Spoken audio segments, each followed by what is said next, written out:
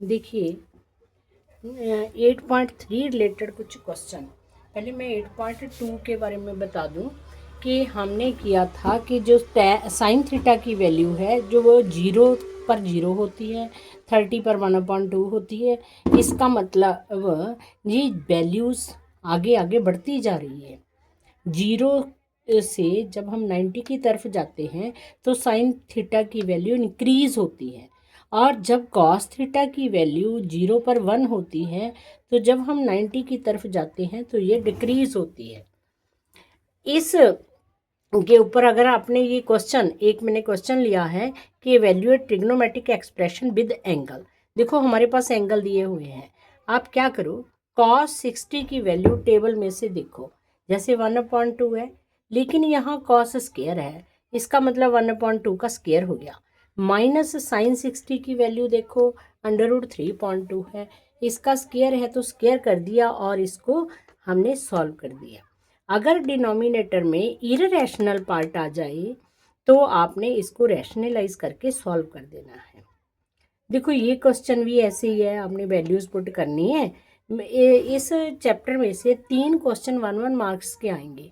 इस प्रकार के क्वेश्चन एक ही मार्क में आएंगे। जैसे tan 30 लिख दिया उसने, cot 60 लिख दिया, इसको सॉल्व करने के लिए बोला है। तो आप जब यहाँ बनाओगे, tan 30 की वैल्यू होती है 1/√3 और वो cot 60 की वैल्यू होती है 1/√3, तो वो कट जाएंगे, इक्वल टू 1 आ जाएगा। आपके पास मल्टीपल आंसर दिए होंगे, आपने टिक करना होगा कि कौन सा सही है। जैसे छोटे छोटे क्वेश्चन ही है ये जो मैं आज करवा रही हूँ, मोस्टली छोटे छोटे क्वेश्चन हैं। tan थीटा जैसे उसने दे दिया 5/2 है तो इसकी वैल्यू निकालनी है, तो आप क्या करोगे, यहाँ से tan थीटा क्या होता है, sine theta upon cos theta होता है, sine theta upon cos theta. चाहे तो आप ऐसे साइन थीटा कॉस थीटा लिखा तो साइन की वैल्यू 5 लगा लो, कॉस की वैल्यू 2 लगा लो। चाहे आप ऐसे ट्रायंगल बना लो, यहाँ मैंने थीटा लिखा तो ये साइन होता है, sine means perpendicular, cos means base, ये दोनों आ गए।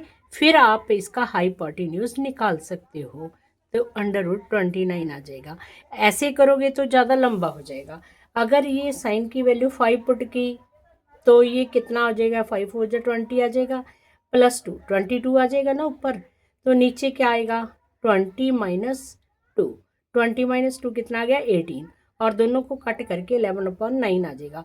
पर ये जो मैंने अब कराया है ये ठीक है, MCQ में अगर आप करोगे तो इजीली सॉल्व हो जाएगा।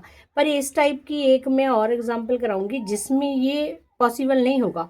अगर जैसे +1 आ गया, यहाँ -1 आ गया, कुछ आ गया, तो ये मेथड जो मैं बता रही हूँ ये वहाँ पॉसिबल नहीं होगा। वहाँ पर आपको इसी प्रकार से एक ट्रायंगल बनानी पड़ेगी और तीनों साइड उसकी फाइंड करनी पड़ेगी, फिर ही सॉल्व होगा। जैसे कि ये 6th क्वेश्चन देख रहे हो, 6th क्वेश्चन है तो वैसा ही है, पर लेकिन यहाँ 4 sine theta minus cos theta +1 आ गया।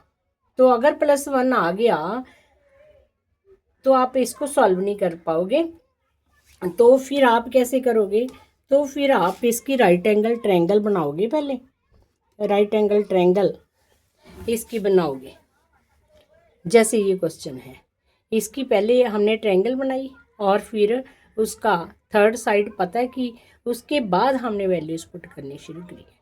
मेरा ख्याल क्लियर हो गया होगा। एक बार मैं फिर से बता दूं, अगर तो यहाँ साइन थीटा कॉस थीटा ऐसे ही है तो आप इस प्रकार से, जैसे मैंने इजी वे से बताया है, sine theta upon cos theta लिख लो और साइन की वैल्यू 5 और कॉस थीटा की वैल्यू 2 पुट कर सकते हो। अगर बीच में कोई +1 -1 ऐसे कोई नंबर आ गया तो आप ये वाला फार्मूला नहीं कर पाओगे। जैसे 5th क्वेश्चन भी वैल्यूज पुट करके करने वाला है, ये 1 मार्क में क्वेश्चन आएंगे। तो अब मैं आ गई, ये तो आप इजीली सॉल्व कर दोगे, अगर आपको रेशोज पता चल गई तो फिर इजीली ये सॉल्व हो जाएंगे। जैसे ये देखो हमारे पास ये 7th क्वेश्चन देखिए ज़रा, 7th क्वेश्चन है, इसमें ट्रिग्नोमेट्रिक रेशोज हैं। ये बहुत इम्पॉर्टेंट है क्योंकि 8.3 जो एक्सरसाइज है वो इन ट्रिग्नोमेट्रिक रेशोज के ऊपर ही है। देखो आपने याद रखना है sine square theta plus cos square theta equal to 1 होता है। सिर्फ जो फर्स्ट आइडेंटिटी है साइन स्क्वायर थीटा इसमें प्लस आता है, plus cos square theta is equal to 1। जो सेकंड है वो है secant square theta minus tan square theta is equal to 1। तो cosecant square theta minus cot square theta is equal to 1। ये जो सेकंड एंड थर्ड है इसमें minus आता है बीच में, बच्चे कंफ्यूज हो जाते हैं कि यहाँ हमने प्लस लगाना है या माइनस लगाना है।